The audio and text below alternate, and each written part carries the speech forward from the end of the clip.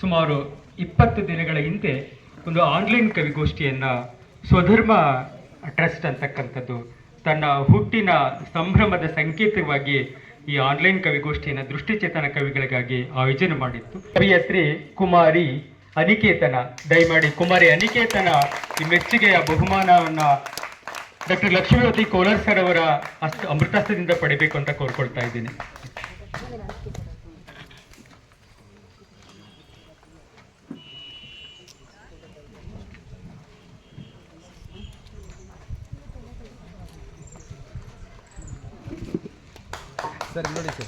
ಹಾಗೇನೆ ದ್ವಿತೀಯ ಬಹುಮಾನವನ್ನ ಗೆಳೆಯ ಮಹೇಶ್ ಮನಗೋಳಿಯವರು ಪಡೆದಿದ್ದಾರೆ. ದಯಮಾಡಿ ಮಹೇಶ್ ಮನಗೋಳಿಯವರು ಬಂದು ಈ ಬಹುಮಾನವನ್ನ ಸ್ವೀಕರಿಸಬೇಕು ಹಾಗೆ ಅಂತ ಕೋರ್ಕೊಳ್ತಾ ಇದ್ದೀನಿ.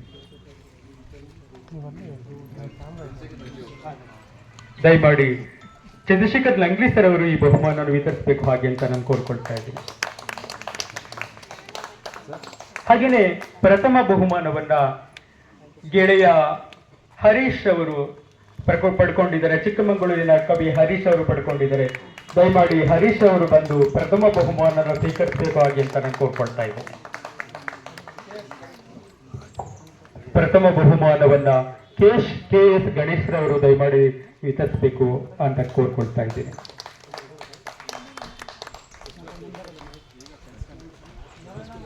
ಹಾಗೇನೆ ದ್ವಿತೀಯ ಬಹುಮಾನವನ್ನ ಶ್ರೀಮತಿ ಸೌಮ್ಯ ರಾಯಚೂರು ಅವರು ಪಡೆದಿದ್ದಾರೆ.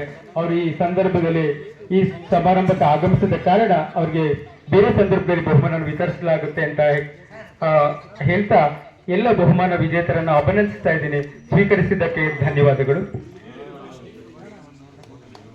ಈಗ